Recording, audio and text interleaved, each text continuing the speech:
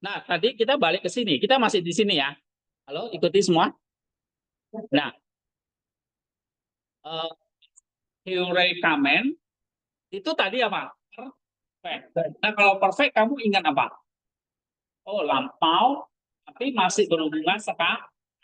Berarti kamu bisa imagine nih. Filipus dan teman-temannya menemukan Yesus itu di waktu lampau. Sebelum dia bertemu Nathanael, dia sudah bertemu dengan sudah, udah bisa. Ya. Tadi saya belum nyambung, rupanya nyambung di kantor. Ini belum. Kayak gini. Ya. Dia menemukan Yesusnya sudah lampau. Tapi sampai sekarang masih nggak? Masih. Yesus masih di situ. Yesus nggak kemana-mana. Sih? Nah, cuma penekanannya ada dua. Kalau kita belajar perfect, yang mana ini? Intensif atau ekstensif? Menemukannya itu hasilnya menemukan atau kalau konsumatif menekankan lampaunya menemukannya itu beda. Nah, kalau intensif menekankan hasil, oh hasilnya ini. Ya, tadi cincin yang hilang, kamu temukan tuh dulu. Kalau pakai perfect berarti kan cincinnya masih ada kan sekarang kan?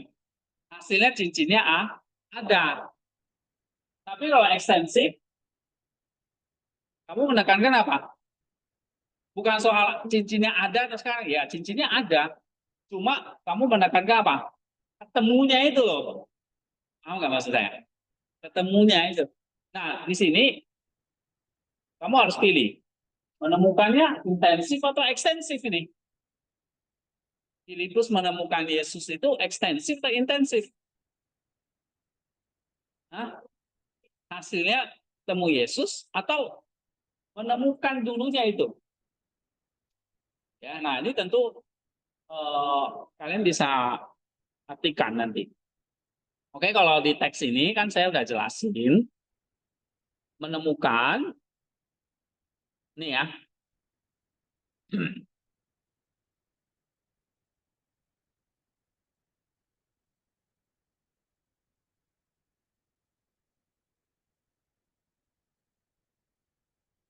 Mana nih? Heurekamen. Nah, nih.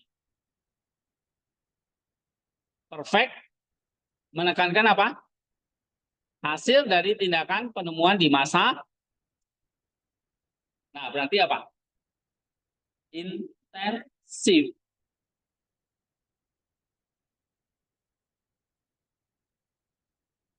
Di Filipus itu menemukan Yesusnya, maksudnya sekarang ini Yesus dia temukan. Nah, itu perfect. Menemukannya kapan? Lampau. Tapi hasilnya sekarang, oh Yesus kayak gini gitu. Right? Nah, kamu harus bisa jelas itu sampai kayak gitu. Nah, ini contoh ya, heurekamen.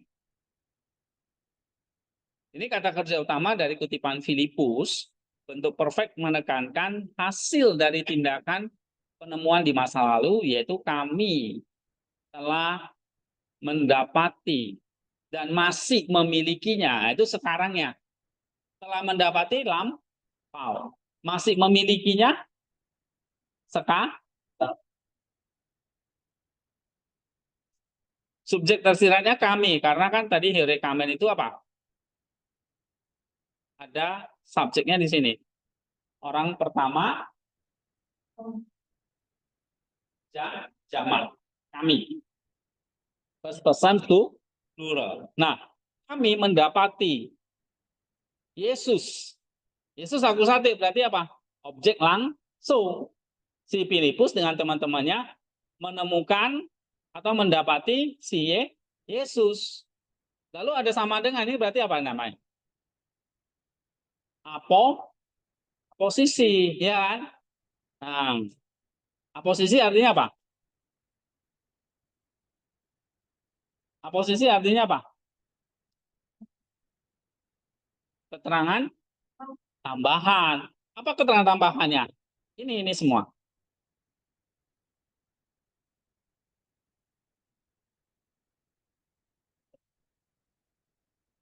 Ya kan? Maka kamu bacanya itu jangan Wion, jangan Wion ton Yosef, Wion to Yosef. Nah, satu frase gitu.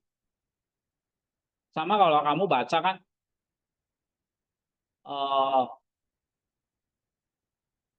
ibu memasak nasi goreng, terus kamu baca ibu memasak nasi goreng, kan nggak gitu kan? Ibu memasak nasi goreng kan gitu kan? Kamu bacanya nasi goreng, jangan nasi goreng, ya kan? Nah, sama kayak Yunani, kamu juga baca harus sesuai frasenya. You ton yourself, you to yourself, ton apo Nazaret, gitu, ya. Dan kali kita baca langsung dari sini. Jadi kamu bacanya tepat sesuai per frase. See? Oke. Nah, kalau ini adalah aposisi, menjelaskan apa ini? Semua ini menjelaskan apa? Tambahan terhadap apa? Nah, ini Vicky mulai jalan otaknya. Bagus. Oke, Yesus. Siapa Yesus itu? Anak Yusuf, lalu on Apo Nazaret. Anak Yusuf ini anak dari Nazaret. Oke. Nah, kalau kamu lihat lagi di sini, Apo, ini preposisi kan? Nazaret. Nazaret itu apa di situ kalau di parsing? Genitif. Kalau ada Apo, berarti genitif apa? Sumber atau asal. Asalnya dari mana? Nah, jadi kata Nazaret itu menunjukkan kampung, kampung halamannya Yesus atau sumbernya, asalnya dari sana.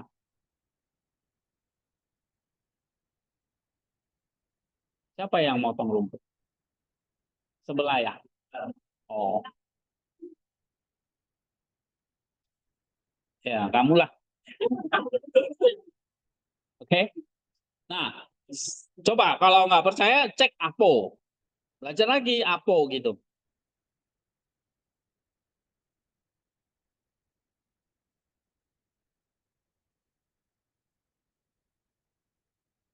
Nih, preposition, lalu ada kata apo, ya kan? Apo diikuti genitif, ya kan? Basic use dengan genitif saja. Apa saja? Separation, source, cause, partitive, agency. Yang mana? Source. Ingat lagi kan? Nah, kamu mesti flashback. Oh, dulu udah pelajari kayak gini. Nah, sekarang berguna nggak untuk exegesis? Yeah. Right. Lalu, Eureka Man menemukan Yesus. Lalu ada horn lagi nih. Sebetulnya ini ada dua aposisi ya. Objek utamanya di sini nih. Baru horn ini aposisinya Yesus. Lalu Yesus aposisi lagi gitu. Jadi double. Maka ada dua sama dengan kan di sini kan. Nah, jadi ini Yesus aposisi. Ini aposisi. Tapi objek sebenarnya apa? X ini yaitu apa? Horn.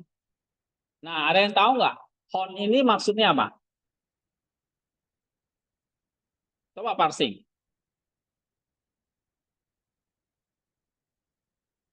Horn itu relatif akusatif. Nah, begitu ketemu kata relatif,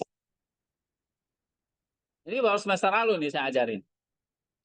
Saya ngajarin langsung nih. Ketemu relatif, berarti itu apa?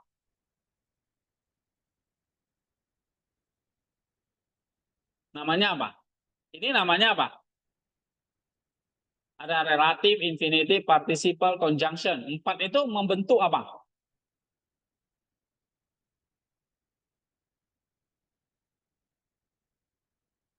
Hah? Bukan. Kata kerja utamanya ini euriske lege. Ya kan?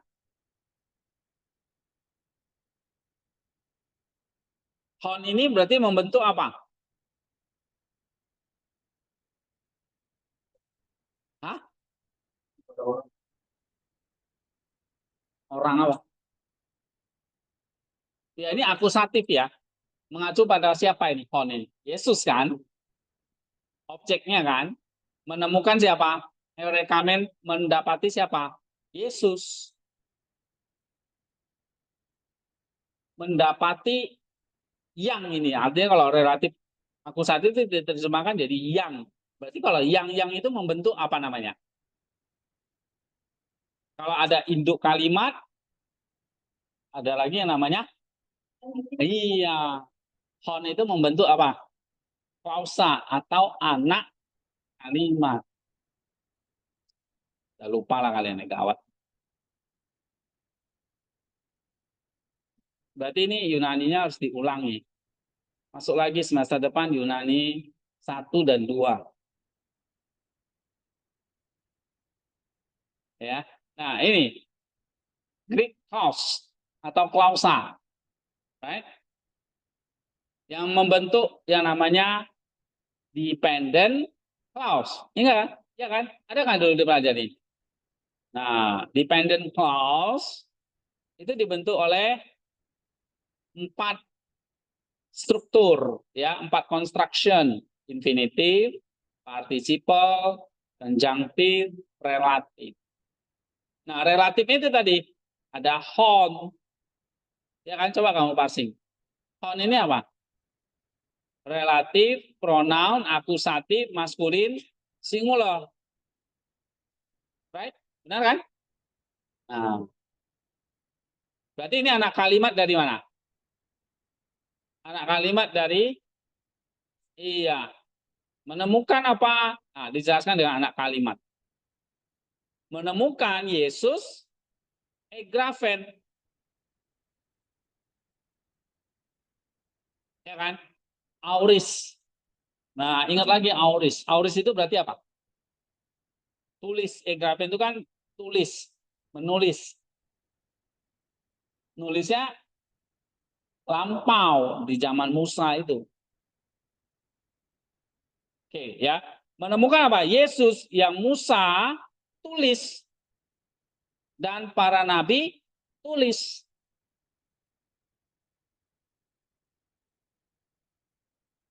Jadi yang dijumpai Filipus ini Yesus yang sudah ditulis. Berarti yang sudah para nabi nubuatkan.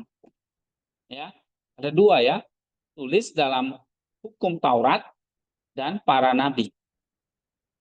Para nabi di Yesaya, Yeskiel. Nah, itu udah tulis tentang Yesus. Musa tulis tentang Yesus dalam hukum Taurat. Nomo itu hukum Taurat maksudnya.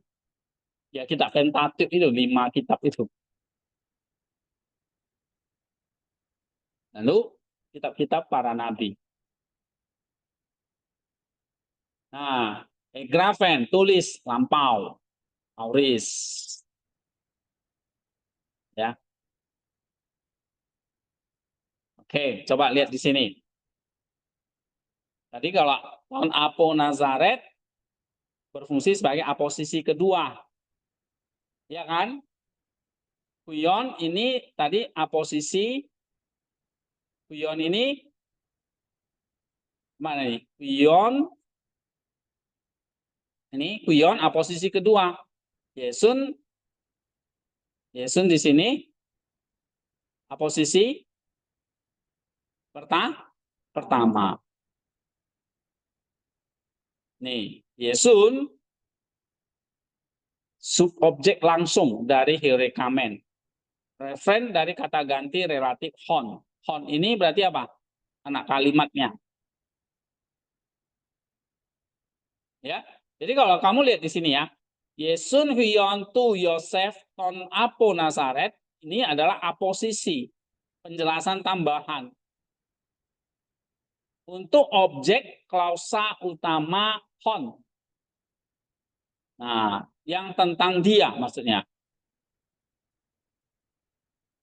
Lebih tepatnya, ini adalah objek dari kata kerja eurekamen. Kami telah mendapati ini. Jadi hon ini namanya satu klausa.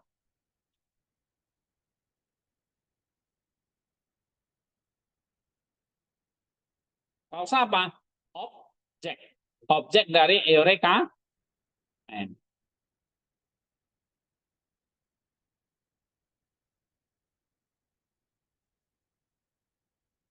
Nih, ya. Jadi ini adalah nih Yesun Wion tu Yosef ton Apo Nazaret. Ini aposisinya.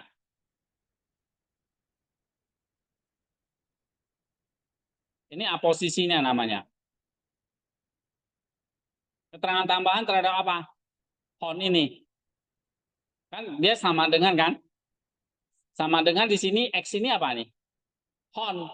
Cuma karena nggak muat ya dia turunin ke bawah gitu loh. Ya, kamu nggak usah bingung. X ini hon. Hon ini anak kalimatnya. Jadi eurekamen ini punya anak namanya hon. Anaknya sebagai objek.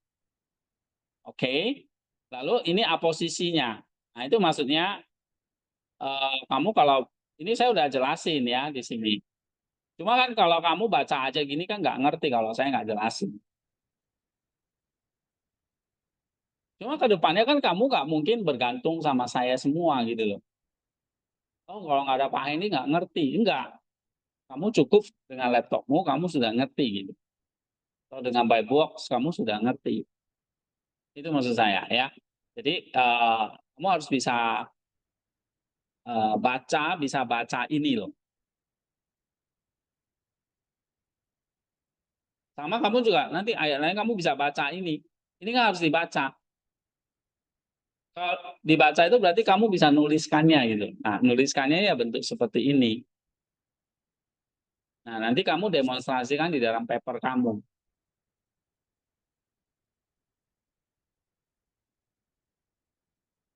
Ya, kamu bisa baca ini. Oh, ini aposisi nih. Terus yang kalau ini hon, egrafen ini namanya apa? Klausa objek. Klausa isi. Ya, dari kata apa nih? Ah, dari kata lege ini isi. Oke, berkata. Berkata apa? Oh, berkata tentang ini. Maka nanti terjemahnya kayak gini. Berkata kepadanya, nih, yang telah ditulis Musa dalam hukum dan para nabi, kami telah menemukannya. Nih. Jadi dia berkata apa ini? Berkata tentang si Filipus mau berkata tentang nih. Kami telah menemukan Yesus yang oleh Musa dan para nabi telah tulis, telah catat. Paham nggak maksudnya? Ya. Nah ini, jadi hon egrafen Moses ento nomo kai profetai eurekamen ini apa tadi? Klausa. Klausa itu maksudnya apa? Anak kali.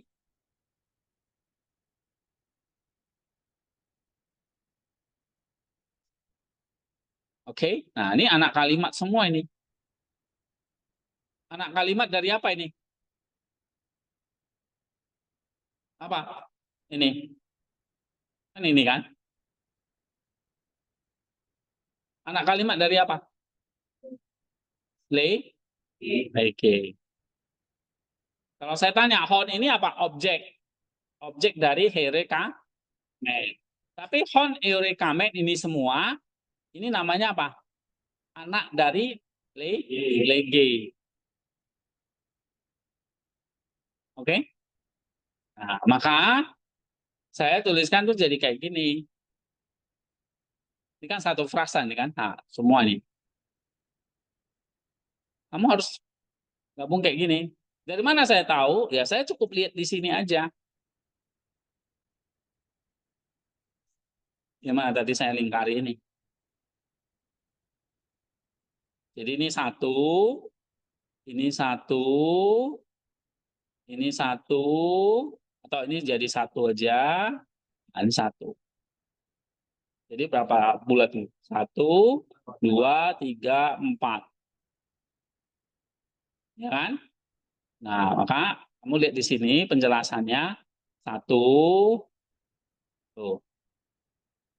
Teori case Philippos Tom Nathanael, ya kan? Ini satu, berarti ini yang ini kan?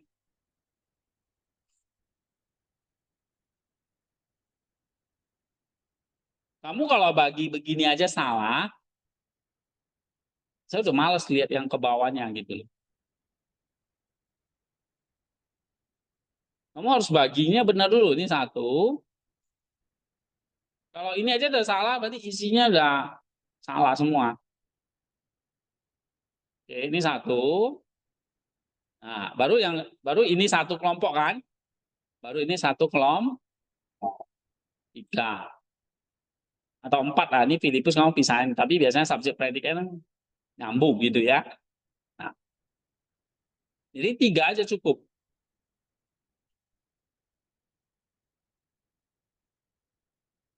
Nah, ini Rizky, Filipos, atau Nathanael. Filipus menemukan Nathanael. Kai legi auto berkata kepadanya. Ini yang dikatakan. Nah, sekarang kita lihat di sini. Eurekamen tadi apa? Perfect hasil. Apalagi yang kita perlu lihat tadi. Hon ini membentuk anak kalimat. Ya. Grafsen ini apa? Auris. Nulis ya kan? Auris apa nih?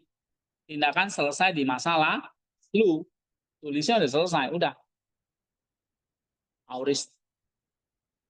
Siapa yang nulis? Moses, subjek nominatifnya. Dan kayak profetai, subjek nominatifnya yang kedua. Musa nulis di dalam hukum. Nah, ini nomo. Nomo itu datif. Datif ini menjelaskan apa berarti?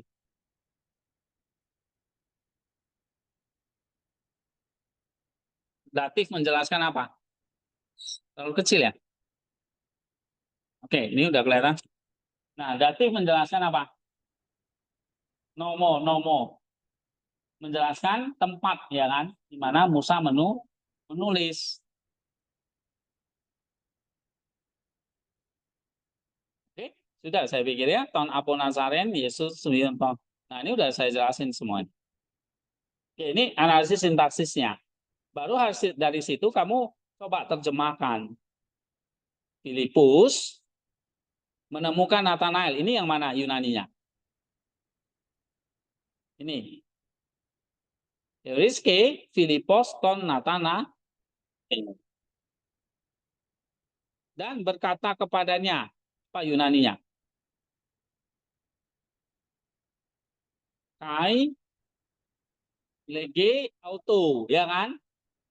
Berkata. Jadi Filipus menemukan Nathanael. Dan berkataannya itu siapa? Nathanael. Filipus menemukan Nathanael dan berkata kepadanya, nyanya itu Nathanael. Nah, lalu isinya ini kan, hon ini kan. Lalu hon, dari hon ini ada lagi 2 aposisi ya kan. Yesun dan pion. Penjelasan tambahan maksudnya. Nah, sekarang hon ini diterjemahkan bagaimana? Hon ini artinya yang ya kan. Yang Musa yang telah ditulis Musa dalam hukum dan para nabi. Oke.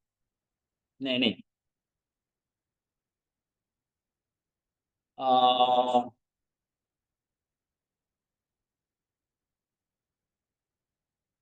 Ini salah ini. Sebentar. Ini aktif ya. Berarti kalau aktif itu diterjemahkan apa? Menulis. Sorry. Ini salah terjemahin. Ini auris tindakan selesai. Ini aktif, right? Menulis. Nah, berarti ini saya edit ya. Ya namanya manusia ada human error-nya lah ya. Ya mesin aja bisa salah ya. Oke, yang Musa telah tulis dalam ini karena kadang-kadang kebawa bahasa Indonesia sehari-hari gitu ya. Karena kalau pakai pasif lebih enak kan dalam bahasa Indonesia loh ya. Tapi kan ini kan kita mau lihat teks aslinya. Kalau LAI terjemahan gimana? Pakai pasif atau aktif ya? Iya disebut nggak malah kan? Itu lebih dinamis lagi, bukan ditulis ya kan? Disebut, betul lah. Hei, lebih jauh lagi artinya kan? Harusnya nah ditulis saja salah, harusnya menu. Nah begitu. Apalagi disebut lebih jauh lagi ya. Ya. Ini mungkin yang terjemahannya orang Nias kali ya. Oke. Yang Musa telah tulis. Nah, gitu. Dalam hukum. Ya, ini boleh tambahkan Taurat gitu boleh ya. Dan para nabi atau yang Musa dan para yang Musa telah tulis dalam hukum Taurat dan para nabi ya, gitu aja boleh. Terus kami telah menemukannya.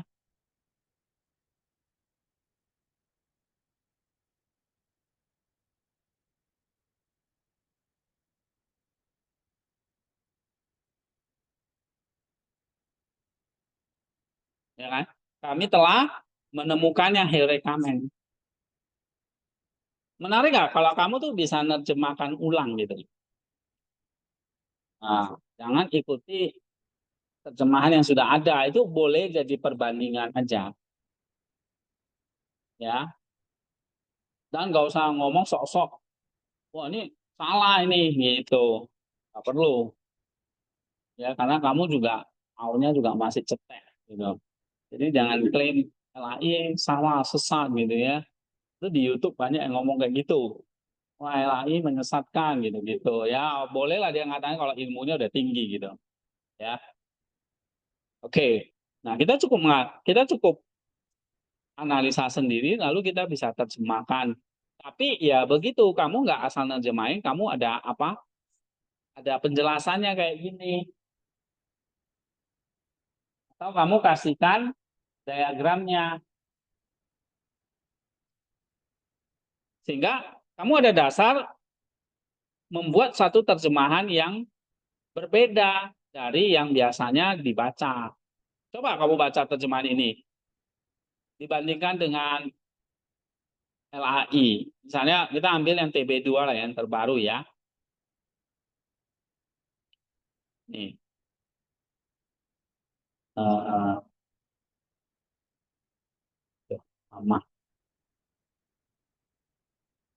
ini Yohanes 1, ini TB2 ya. Coba TB2 terjemahkannya gimana? 145 ini. Filipus menemui Nathanael dan berkata kepadanya, kami telah menemukan dia yang disebut oleh Musa dalam kitab Taurat dan para nabi, yaitu Yesus anak Yusuf dari sama ya. Ya tetap sama, nggak berubah. Dia pakai kata disebut. Mungkin supaya lebih enak didengar telinga orang Indonesia. Nah, ini namanya terjemahan dinamis. Ya, bukan literal. Yang kita mau terjemah itu apa? Literalnya dulu. Boleh nggak terjemahan dinamis? Boleh. Tapi itu ada proses saringannya lagi gitu. Ya. Nah, di exegesis dulu saya tekankan, tapi saya nggak fokus ke situ lagi. Ubah approach-nya karena agak sulit. Ya. Persoalannya banyak mahasiswa tuh nggak nyampe pikirannya ke situ gitu. Karena toh kalian nanti kan juga bukan jadi penerjemah kerja di LAI kan. Kerjanya di mana kalian? Di gereja ya kan? Atau kerja di mana? Nah, di sekolah kan gitu. Pelayanannya di sana. Kecuali kamu lulus di sini, kita mau direkrut oleh LAI, boleh tuh saya ajarin kalian, ya. Tapi kita nggak ada hubungannya dengan LAI, sehingga ya saya pikir terjemahan-terjemahan seperti ini ya sebagai perbandingan, tapi kalian juga bisa menerjemahkan sendiri yang nggak perlu seribet kayak LAI. Saya yakin dia menerjemahkan gitu, ini kan bertahun-tahun ya proyeknya ya mereka ya. Dari tahun 70-an tuh sampai sekarang 2000 tahun lalu ya atau 2 tahun lalu tuh diresmikan, mungkin 20 tahun lebih mereka kerjakan ya, sehingga kita nggak bisa mengatakan menghakimi LAI, wah terjemahannya ya mereka banyak sekali pertimbangan kenapa kok mereka pakai disebut. Nah, dalam ilmu linguistik, ilmu terjemahan itu ada namanya dynamic translation, jadi literal tapi diubah lagi menjadi pragmatik atau namanya semantik yang itu tidak mengubah makna. Jadi kalau mengatakan kami telah menemukan dia yang disebut oleh Musa dalam kitab Taurat dengan terjemahan seperti ini, mengubah makna nggak? Yang Musa telah tulis dalam hukum Taurat dan para nabi kami telah menemukannya. Mengubah makna nggak? Enggak. Berarti that's okay, that's fine. Ya. Nah, karena LAI kan pasti pakai ilmu linguistik yang kita aja nggak pelajari, kalian nggak pelajari di sini gitu. Ya. Nah, itu ilmu linguistik itu kan ada. Kalau ini kan sintaksis, ini terjemahan sintaksis ini. Terjemahan literal. Kalau LAI apa? Terjemahan semantis atau bahkan pragmatis yang lebih simpel lagi. Ya, yang kita sebut dengan terjemahan dinamis. Gitu. Nah, cuma kamu kan di sini mau belajar nih dari eksegesisnya, jangan langsung ke semantisnya. Ini nanti setelah kamu ngerti isinya dulu. Isi? Ya. Jadi terjemahan itu sudah tafsiran, sudah interpretasi oleh orang-orang dari berbagai macam latar. Saya kurang tahu LA itu timnya siapa aja, pasti mereka para teolog, para ahli bahasa, ahli biblical, ya. Nah, tim yang dipimpin oleh siapa itu Anwar Chen dan sebagainya. Mereka pasti sudah seleksi. Kenapa kok tetap pakai kata disebut? Padahal apakah mereka nggak tahu kata egrafen itu menulis? Hah? Apakah mereka nggak baca ini kata egrafen itu indikatif auris dari kata grafo yang artinya tulis? Apakah mereka nggak tahu itu? Pasti tahu. Tapi kenapa kok tetap kata disebut? Nah, pasti mereka punya pertimbangan. Tapi kita cek lagi apakah itu mengubah arti. Kalau nggak ada masalah. Berarti mereka terjemahannya bukan terjemahan literal atau sintaksis, tapi terjemahan apa? Semantis. Nah, itu di situ. Jadi kalau kamu lihat terjemahannya beda-beda, kamu sudah tahu prosesnya kayak gimana secara sederhana ya. Oke, ini kita terjemah. Maka saya tulis di sini terjemahan literal, ya kan? Judulnya kan gitu kan? Ini literal. Literalnya dari mana? Dari kajian tadi, analisis sintaksis. Nah, saya mau kalian terjemahannya benar berdasarkan sintaksis. Jangan sintaksisnya apa, terjemahannya lain. Nggak nyambung. Oke, nah coba contoh ya. Nih, Filipus menemukan Nathanael. Tadi di atas apa? Euriske itu menemukan kan? Kalau kita terjemahkan, dia adalah present. Present yang sifatnya apa ini? Naratif atau stories. Ini adalah present historic. Tapi kenapa nggak pakai auris aja? Pakainya present historic. Jadi ini kejadian menemukannya historis, sudah lampau, tapi pesannya sekarang lebih hidup. Nah, itu bedanya auris dengan present. Present, dia di sini kan. Tapi bisa nggak dia pakai di sini? Bisa. Tapi ada tapinya. Kalau auris memang benar-benar tinggal sejarah, lampau kan. Tapi kalau present supaya lebih hidup, lebih dramatik, lebih historis gitu. Itu namanya apa? Present. Kalian udah lupa lah itu. Ada kan present historic?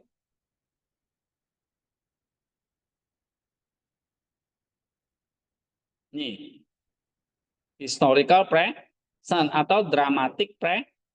Nah, ini dia. Kenapa kalau titik ini nggak pakai auris saja, Pak? Bedanya apa? Ayo. Kalau auris itu ya tadi saya bilang tinggal sejarah, gitu kan? Selesai di masa lampau. Tapi kalau Yohanes pakai present, ada maksudnya. Apa maksudnya? Menemukan, Filipus menemukan Nathanael. Ya, menemukannya udah lampau, present. Tapi bersifat present, artinya apa? Bersifat lebih hidup. Contohnya kayak gini. Kamu kayak nonton film, misalnya Spider-Man. Habis itu, kamu pulang kan ke rumah, tanya sama adikmu, Kak, tadi nonton Spider-Man ini gimana ceritanya? Wah, Spider-Man lompat sana, lompat sini gitu ya. Akhirnya mati gitu. Nah, nah, waktu kamu cerita pakai present, padahal waktu Spider-Man-nya lompat mati udah lewat kan? Tapi kamu pakai present supaya kesannya apa? Lebih hidup ya. Gitu. Oke. Nah, ini jadi menggambarkan peristiwa masa lalu secara lebih itu bedanya. Kalau auris ya udah selesai gitu aja. Tapi kalau present supaya menemukan Filipus menemukan Nathanael itu lampau, tapi nuansanya ada dramanya, ada lebih hidup. Sama kalau kayak kamu cerita, Kak, gimana film Spider-Man tadi? Spider-Man-nya mati, gitu aja. Itu auris berarti. Tapi kalau kamu cerita ini, wah Spider-Man-nya mati karena gini gini gini gini. Itu namanya kamu sedang pakai pen. Jadi adikmu tuh kayak misal di bioskop. Nah, begitu, paham ya? Oke. Jadi Filipus menemukan Nathanael. Tentu kalau dalam bahasa Indonesia itu kan terbatas. Ya, kita cuma bisa menemukan gitu ya. Tapi nanti kan dalam penjelasannya ada ya. Dan berkatanya ya lege ini biasa. Ini mana kata lege? Ini kata kerja utama present historis juga ya. Berkatanya kayak sekarang gitu. Kayak lebih hidup ya kan? Kan si Filipus udah ketemu Yesus nih. Ya kan? Tadi perfect ya kan? Terus dia jumpa nih sama siapa?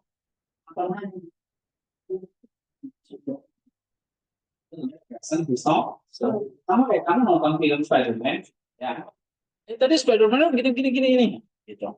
Maka namanya ini present historis.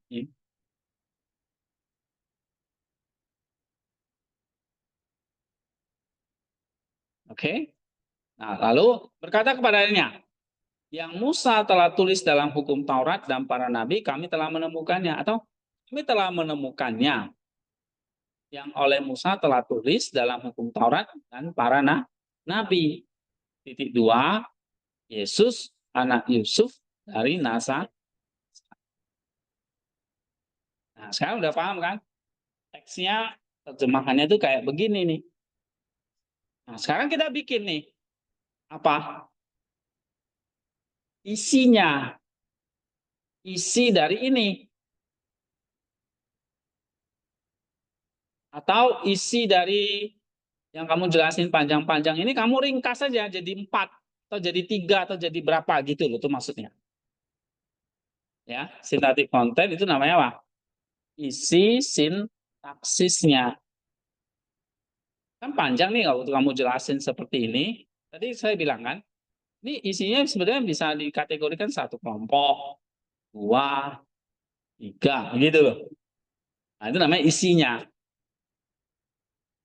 Apa isinya?